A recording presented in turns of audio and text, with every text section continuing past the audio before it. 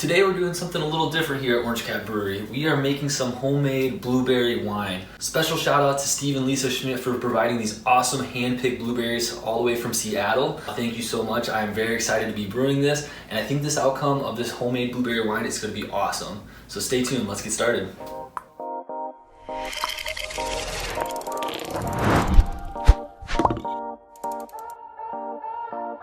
So to start off, our first ingredient is going to be a bunch of sugar.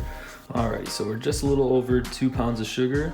So I went ahead and already added our blueberries, and I actually let this sit with the blueberries in the sugar for about 6 hours. And so now we're just kind of smashing this, and we're gonna add 1 cup of boiling water to this. There's our 1 cup of boiling water. Again, it should fizz up a little bit just mixing with that sugar. This will help, again, extract a bunch of that juice from our blueberries. So just keep mixing it up, and pretty soon we will be adding this to our fermenter. So our juice is sitting right around 70 degrees, which is perfect because we're gonna take it from here and put it into our fermenter, and we're gonna go ahead and add the last few ingredients.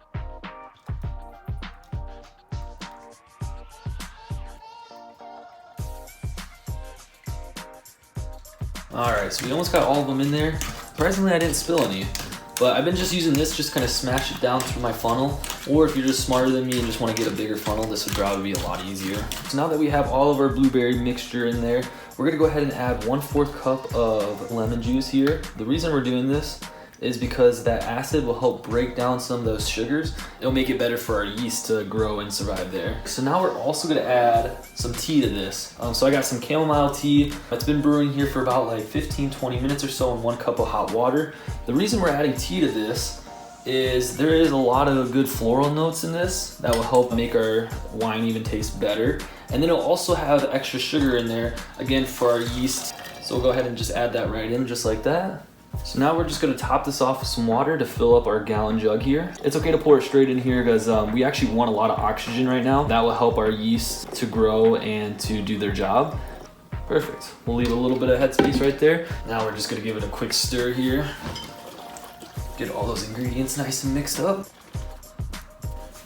I'm going to take a quick gravity reading just to measure out how much sugar we have in there right now. The reason we do a gravity reading is so we can see how much sugar is at the start of it and our final gravity, which is how much sugar gets converted over to alcohol. We're looking perfect right in the 1.0, about 1086, which is good if it finishes out at 1. That should be converted about to a 10 to 11% alcohol. So we're getting ready to pitch some of our yeast and our yeast nutrition to get it started.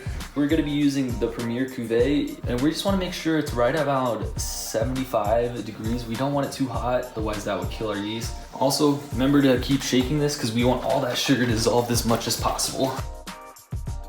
Now that our juice is down to about 75 degrees, we're gonna go ahead and add 1 teaspoon here of yeast starter. We're gonna go ahead and add our yeast here. I'm gonna do a whole packet of yeast. Really, you only need probably half a packet, but this yeast is so cheap that I don't think I need to save it.